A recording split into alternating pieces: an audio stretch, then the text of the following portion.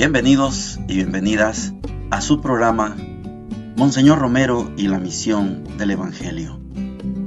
Un programa que lleva dos objetivos: conocer a Monseñor Romero y estudiar la Sagrada Escritura con un juicio crítico desde la teología de la liberación. Cada día tendremos un encuentro con Monseñor Romero y con el Dios de Jesús.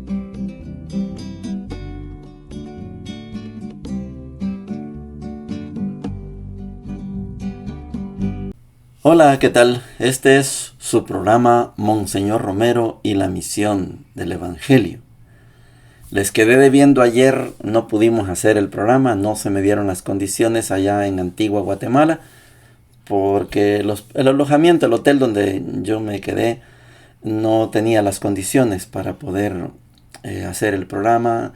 Voy a tratar de unir los dos ahora, sobre todo sabiendo que este programa no lleva la intención de tomar las lecturas ni de la de ayer del Día de los Santos, ni hoy de los Santos Difuntos, porque yo pretendo que le demos el estudio a los textos. Entonces tenemos que estudiar el contenido que va en el orden del tiempo ordinario.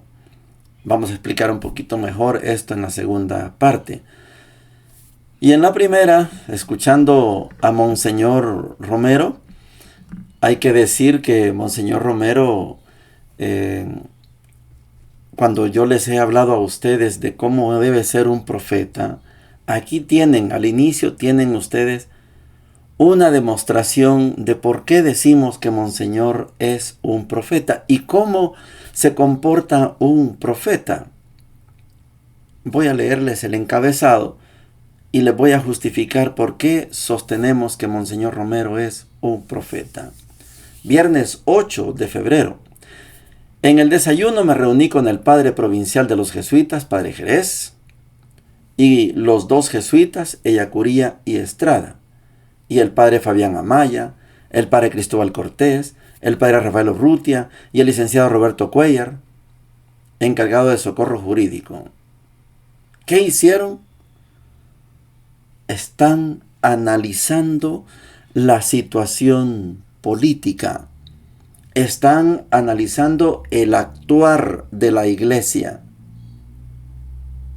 ¿Y esto qué significa? Que Monseñor Romero, por los apoyos que él tuvo, mire la calidad de apoyos que tiene, es un verdadero analista de la realidad política actual de El Salvador. El 8 de febrero de 1980, Monseñor Romero, en el desayuno, con estas personalidades, analiza la situación.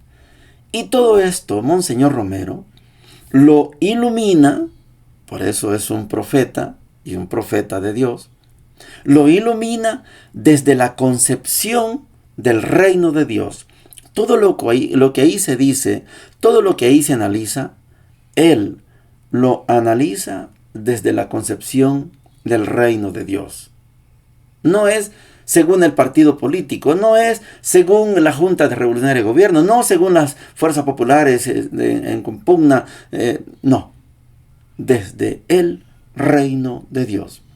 Por eso hay personas que, como decía el padre Juan José Mendoza, Dios en gloria lo tenga, y no es por falta de ignorancia, decía. Hay mucha gente que anda diciendo, lo que pasa es que Monseñor es político. No tienen ni idea, no tienen ni idea lo que es un verdadero profeta. El profeta analiza la realidad. Y cuando dice el camino es aquí, es porque él está analizando la realidad. Y cuando la gente va por otro lado, le dice por ahí no es por aquí, como el beduino que Monseñor Romero nos hizo tan popular. El profeta analiza la realidad. Todo lo mira desde el reino de Dios.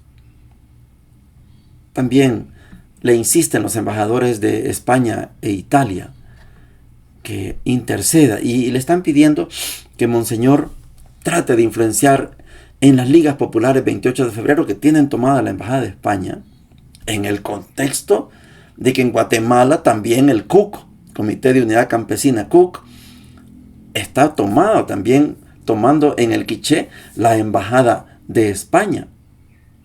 Aquí hay una resolución, allá hay otra resolución. Allá quemaron la embajada y mataron a todos los que estaban adentro, incluso el papá de Rigoberta Menchú. Y Monseñor Romero le piden que interceda, que le diga a la Liga Populares que lo que están pidiendo ellos está bien. Derechos humanos, que aparezcan los secuestrados, los capturados injustamente, las embajadas se comprometen a seguir luchando, pero que liberen al embajador con todo su equipo, que Monseñor está en medio de esa negociación. Pero como no hay voluntad del gobierno, las ligas han hablado con Monseñor. El gobierno, la derecha, la extrema derecha, no quiere dejar que Monseñor resuelva ese conflicto. Están cerrados, obcecados, obsesionados. Y por esto sufre mucha población. Lo que queremos es que cese la violación a los derechos humanos, que liberen a los presos políticos, ¿y qué cosa es imposible para un gobierno cuando tiene todo el control? Todo. Pero por no hacerle caso a Monseñor, caminamos hacia una guerra civil. El profeta prepara todo este contenido para decirlo en la homilía del domingo. Pero no tiene eco. No escuchan al profeta, como no escucharon a Jesús. Y por eso pagamos grandes consecuencias. Oigamos a Monseñor. Viernes 8 de febrero. En el desayuno me reuní con el padre provincial de los jesuitas, padre Jerez, y los dos jesuitas, Ellacuría y Estrada, y el padre Fabián Amaya, el padre Cristóbal Cortés, el padre Rafael Urrutia y el licenciado Roberto Cuellar, encargado de socorro jurídico, con el fin de analizar la realidad política del país y la actitud más conveniente para nuestra iglesia. Fue una junta muy franca, muy enriquecedora, en que se hizo un análisis de el papel que desempeña en este momento el gobierno, la democracia cristiana, las organizaciones políticas populares y sobre todo la reacción tan cerrada de la extrema derecha y de sus grupos armados que están haciendo mucho mal, mucha violencia. Tomé nota para que en la próxima homilía oriente así la situación de nuestra iglesia, la cual tiene que ser siempre de anuncio del reino de Dios, de favorecer todo lo positivo que puede encontrarse en esta confusión de actividades políticas y militares, de denunciar también el atropello a los derechos humanos y de buscar salidas que no sean por los caminos de la violencia, sino que denunciando las diversas clases de violencia y evaluándolas en su justa medida, poder dar también un juicio desde el reino de Dios, que no es de carácter político ni apoyando ningún proyecto político concreto, sino que es iluminación de la fe para una justicia sobre bases de nuestra fe y de nuestros sentimientos cristianos.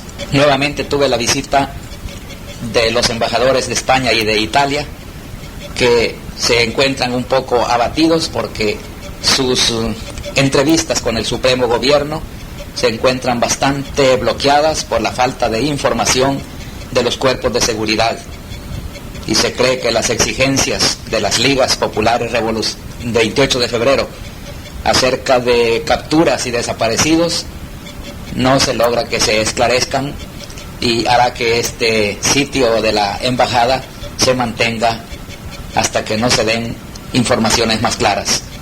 Me pidieron que tratara de influenciar en las ligas populares a fin de dejar la embajada, y que ellos prometen también seguir trabajando y se dan cuenta de la necesidad de estos recursos anormales en una situación en que se da tan poca importancia a los derechos humanos justamente reclamados por estas organizaciones. Pero están de por medio 8 vidas en el ministerio, aunque no peligran por violencia, pero sí por un malestar y la privación de su libertad. He dedicado la tarde a organizar una gran cantidad de correspondencia durante mi ausencia y voy a recoger ya las notas que me servirán para la próxima homilía. Llegamos a la sección de la palabra de Dios. Como les dije al principio, no me fue posible ayer llevar a cabo el programa porque para esto necesito luz, necesito silencio y donde estaba no me fue posible. Pero vamos a tratar de unir los dos programas en el día de hoy. Puede resultar un poco tedioso, pesado, pero mi interés es que le demos el curso a las lecturas del tiempo ordinario. Primero tengo que decirles que dejamos ya la carta documento a los Efesios y ayer correspondía, para no seguir las lecturas del día, que era el Día de los Santos ayer, y hoy el Día de los Fieles Difuntos. Para no seguir esas lecturas, tenemos la tarea que ayer comenzamos con una nueva carta. Esta sí es carta de San Pablo a los Filipenses. Vamos a ir viendo detalles de por qué decimos que esa carta, o dicen los estudiosos, que esa carta verdaderamente es de San Pablo. Ayer correspondía un segmento de Filipenses del 1 apenas al capítulo 11, que es todo el saludo.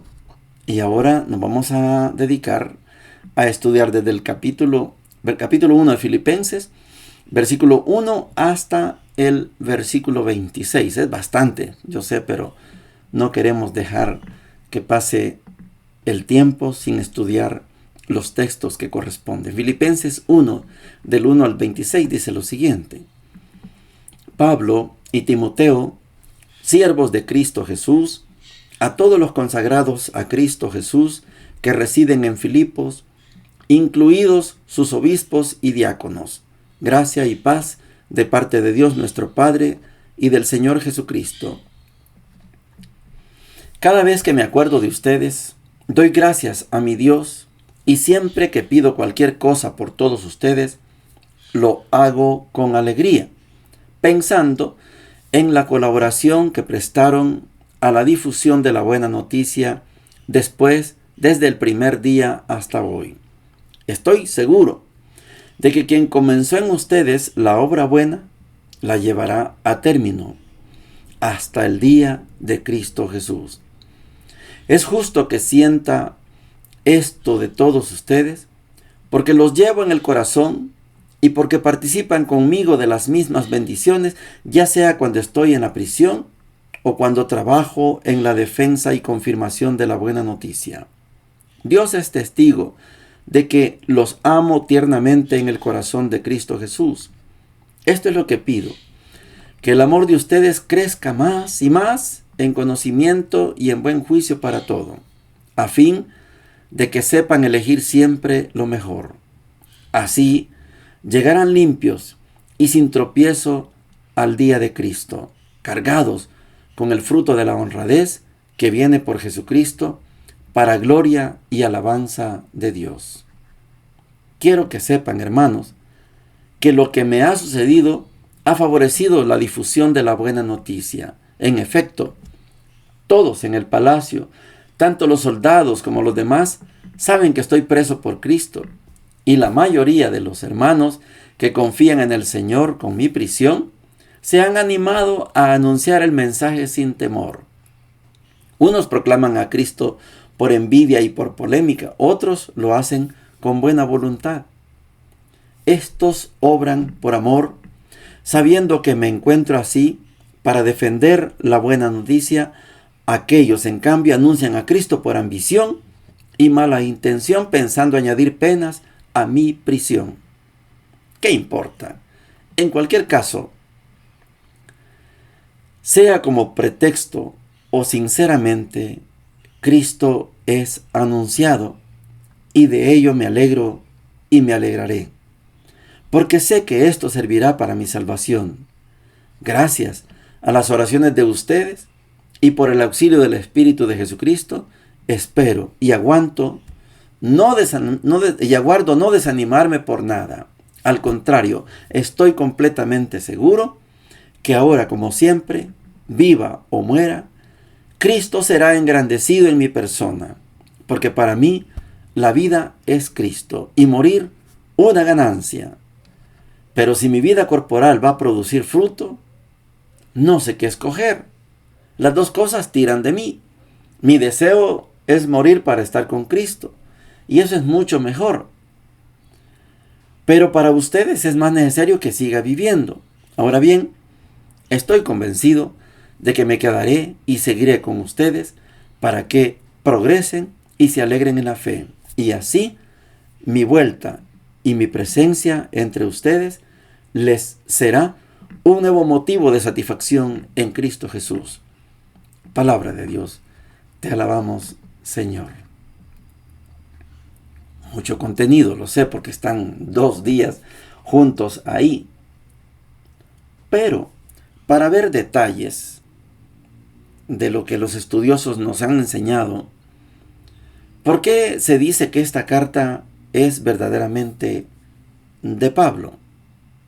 Es que está usando conceptos y frases no universales.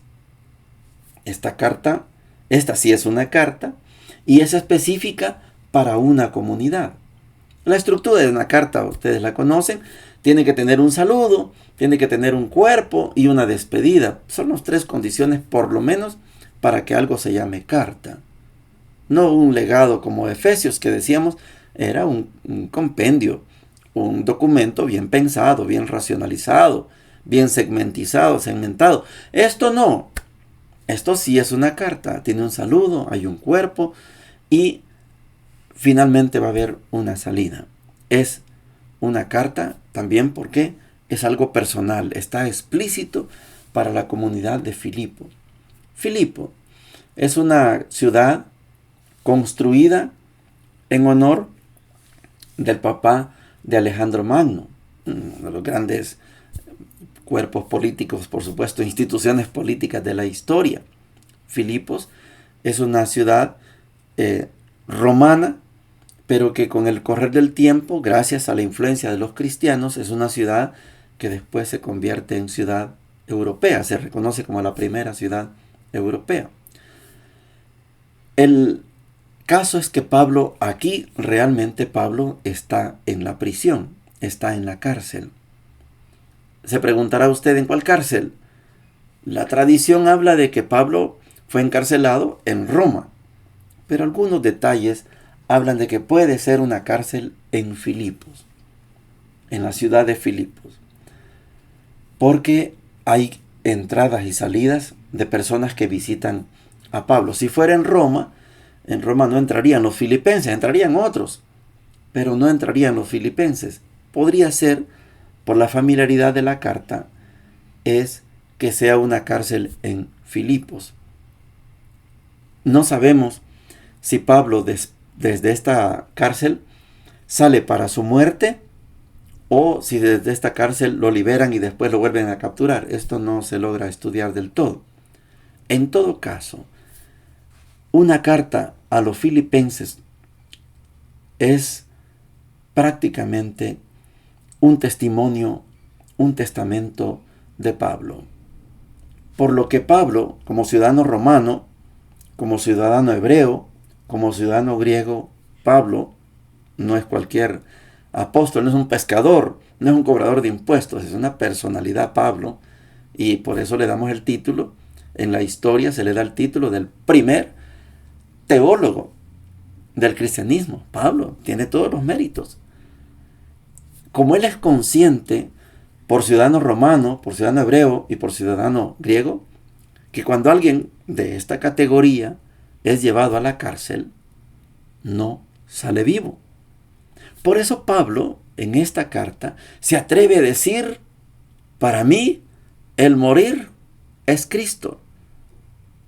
está prácticamente aceptando que no va a salir libre. A ustedes les conviene que yo me quede con ustedes, pero yo no sé qué escoger, si escoger quedarme con ustedes si me dieran la opción, o mejor morir para irme con Cristo, porque a mí para morir es ganancia. Irme con Cristo es lo que yo más deseo. Está consciente en la cárcel de que de ahí no va a salir.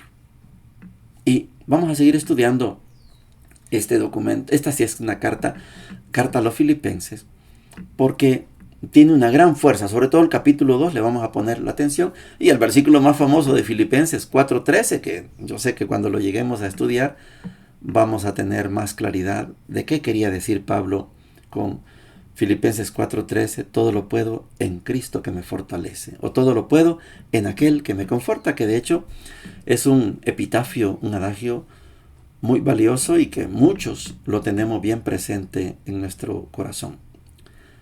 El Evangelio, vamos a unir también el Evangelio de ayer con el Evangelio de hoy. Lucas 14, del 1 al 11, dice lo siguiente. Un sábado que entró a comer en casa de un jefe de fariseos, ellos lo vigilaban. Se le puso delante un hidrópico. Jesús tomó la palabra y preguntó a los doctores de la ley y fariseos, ¿está permitido sanar en sábado o no? Ellos callaron. Jesús tomó al enfermo, lo sanó y lo despidió. Después les dijo, supongamos que a uno de ustedes se le cae un hijo o un buey a un pozo. ¿Acaso no lo sacará enseguida por más que sea sábado? Y ellos no supieron qué responderle. Observando cómo elegían los puestos de honor, dijo a los invitados la siguiente parábola. Cuando alguien te invite a una boda, no ocupes el primer puesto. No sea que haya otro invitado más importante que tú, y el que los invitó a los dos vaya a decirte que le cedas el puesto al otro. Entonces, lleno de vergüenza, tendrás que ocupar el último puesto. Cuando te inviten, ve y ocupa el último puesto. Así, cuando llegue el que te invitó, te dirá, amigo, acércate más, y quedarás honrado en presencia de todos los invitados. Porque quien se engrandece será humillado, y quien se humilla será engrandecido. Palabra del Señor, gloria y honor a ti, Señor Jesús. Del 1 al 6 es el caso del hidrópico. Los que son médicos saben qué significa hidropesía. Es una retención de líquidos. No sé, hay diversos casos.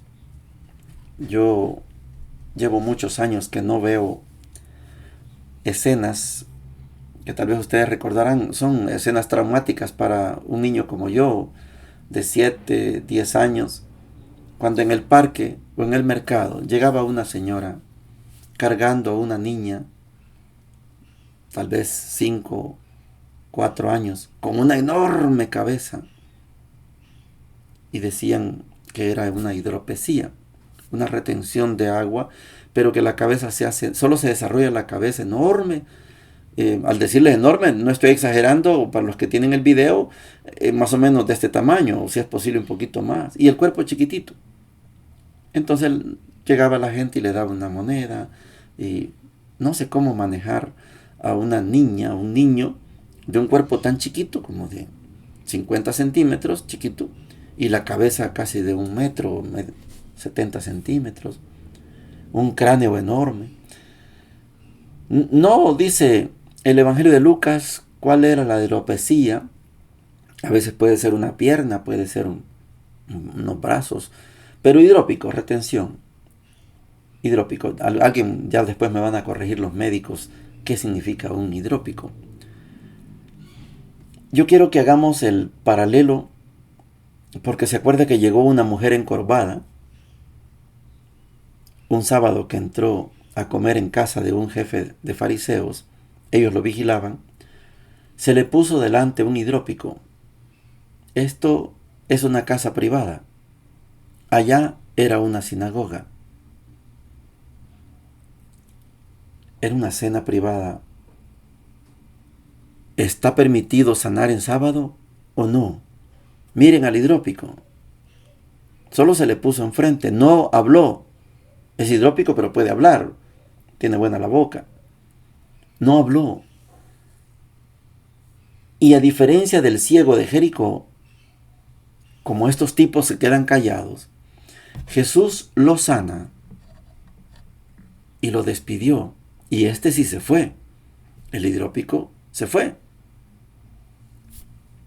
Y después Jesús reclama: si a ustedes se les va un buey o un hijo al pozo y es sábado, ¿lo sacan en sábado o no lo sacan? Y este hidrópico, aunque sea sábado, él necesitaba curación. No es mi hijo, tampoco es un buey, pero necesitaba la curación. Y ellos quedaron en silencio. No dijeron nada, no tuvieron nada que responderle. La institución judía no tiene respuestas para estas máximas de Jesús. Monseñor Romero a esto le llamó el mínimo. Dice él, lo mínimo que la gente quiere, y es lo máximo que Dios quiere, lo mínimo y lo máximo. ¿Qué es lo mínimo? La vida. Y es lo máximo para Dios, la vida. El hidrópico, la encorvada, el ciego de Jericó, el niño que iba a ser enterrado, el hijo de la Sirofenicia, Lázaro, lo mínimo, la hija de Jairo, lo mínimo es la vida. Y es lo máximo para Dios. Dios quiere la vida. Dios no quiere la muerte. Gustavo Gutiérrez, cuando le preguntamos, ¿se acuerdan? ¿Y qué es la pobreza? Morir antes de tiempo. Nadie debe morir antes de tiempo. Hay que morir en el momento que hay que morir. Ayer en la excursión, saliendo de Antigua por el lado de Jocotenango, porque íbamos a Zumpango a ver los barriletes, había un ancianito, pero ancianito, en una puerta ahí en Jocotenango. Y como había mucho tráfico, le pregunto a la persona que iba a mi lado, ¿cuántos años le calcula? El señor con su bastón, desabotonada la camisa, tenía calor quizá, pero no tenía menos de 90 años. Tal vez su diversión es ver pasar carros, no sé, pero estaba ahí a la orilla, en la puerta, con su bastón y viendo pasar. Yo le pité, pero seguramente no alcanzó a oír. Bueno, lógicamente a esa edad no es fácil que tener buenos los oídos, pero quería saludarlo. Y nadie debe morir antes de tiempo. El hidrópico podía morir en cualquier momento. El hidrópico se fue, él quería vivir. Y la institución judía no sabe qué responder. Y vamos a la segunda parte, que es lo que corresponde al día de hoy. Observando cómo elegían los puestos de honor, Jesús le dice una parábola, una boda. Si te invitan a una boda, no vayas a ocupar los puestos principales. Te pueden levantar porque llega otro más importante que tú. No te consideres importante, mejor que te consideren importante. ¡Hey, ven, siéntate aquí cerquita! Esto es importante. El cristianismo no coincide con la institución judía. La institución judía es de élites, es de principales, es de primeros. No, el cristianismo es de últimos, porque es Dios el que nos acerca. No soy yo el que me acerco a Dios. Dios me acerca. Yo solo debo estar pendiente de que Dios me acerque. No coincide la religión judía, la institución judía, con el cristianismo. No anden buscando los primeros puestos ustedes. No, Dios se los va a dar. Es que yo soy el catequista, es que yo soy el padre, es que yo soy el obispo, es que no te toca darte tu lugar. Dios es el que te va a acercar. Que tardaron 36 años para canonizar a Monseñor Romero. Es Dios el que lo hace santo. Ayer celebramos la fiesta de todos los santos. Yo había preparado un contenido, no lo voy a poder hacer, pero le voy a dar la esencia. Ayer es el día en que usted, como familia, usted como vecino, canoniza a sus fieles difuntos. Usted dice quién es santo y quién no es santo. En mi pueblo, Armenia, teníamos, no sé si en otros pueblos, pero teníamos una tradición, y yo lo vi, que cuando íbamos a enterrar a alguien, decíamos, si es buena gente, le va a sobrar tierra y hacemos la tumba, por eso se llama tumba, queda un montón de tierra encima donde enterramos. Si metimos un cajón, un ataúd, el contenido del ataúd, por lo menos esa tierra debe quedar en bordo. Pero curiosamente, no sé por qué, fulana de tal, que era una prestamista, una usurera, no alcanzó la tierra para cubrir. ¿Cómo sucede eso? A saber, pero el día de ayer, 1 de noviembre, es el día en que usted canoniza a sus familiares. Hoy, 2 de noviembre, el día de los fieles difuntos, hoy vamos a rogar por el eterno descanso de nuestros fieles difuntos. Ayer el pueblo canoniza, no hay que esperar el proceso de Roma, como tardó 36 años en hacer santo Monseñor Romero, no. Ayer usted canonizó a sus familiares, a sus vecinos, a sus amigos. Yo conozco de casos que alguien no solo visita a sus familiares, también va a ver a don Chepe, a doña Juana, porque fueron buena gente. Ayer, el 1 de noviembre, el pueblo universal canoniza a sus fieles difuntos, no a todos, usted lo escoge. Mi papá, mi mamá era una santa, mi hermano, mi hijo, un santo, usted lo canoniza. Hoy vamos a ir a rogar por nuestros fieles difuntos. Es Dios el que dice quién se acerca y quién se queda lejos. Usted, si fue escogido, y Dios quiere que todos estemos cerca, pero algunos somos sordos, no oímos, y se quedan lejos. Dios nos invita a todos y todas, pero unos aceptamos o aceptan, y otros no. Esa babosada de viejita, ¿para qué? No quiso. Dios lo invitó. Dios nos invita, pero usted y yo decimos sí o decimos no. Entonces Dios, al que dice sí, lo tiene cerquita. Y el que dijo no, fue él. El que dijo no, se queda lejos. Así funciona el reino de Dios. Todo consiste en aceptar. Agradecerles a los que fuimos a la excursión. El jueves nos vamos para Esquipulas. Y el 16 y 17 nos vamos de nuevo para Antigua y a Guatemala por la Feria de las Flores en Antigua, Guatemala. Ahí ya está ahí abierto el cupo. Ya tenemos por lo menos un grupo de personas que ya dijeron que vamos. Pero está todavía abierto el cupo para que vayamos. Vamos a entrar por la frontera de la Echadura porque queremos desayunar en la finca San Cayetano. Fuimos a San Cayetano, ya les vamos a contar esa experiencia. Fuimos a San Cayetano, vamos a desayunar allí, después vamos a la finca de las rosas, donde se cultivan las rosas, vamos a la finca donde están las pascuas, una inmensidad de pascuas, y a las macadamias, y después vamos a la feria de Antigua a ver todas las exposiciones, las que aguantan, hay que caminar mucho, no es para todo público, pero por ir a ver esa feria, la exhibición, los concursos, las carrozas, a lo mejor o escuchar la música marimba, y a dormir a la capital, y después hacemos un programita allá en Guatemala. Bendiciones para todos y para todas. Hemos presentado Monseñor Romero y la misión del Evangelio. Hasta la próxima.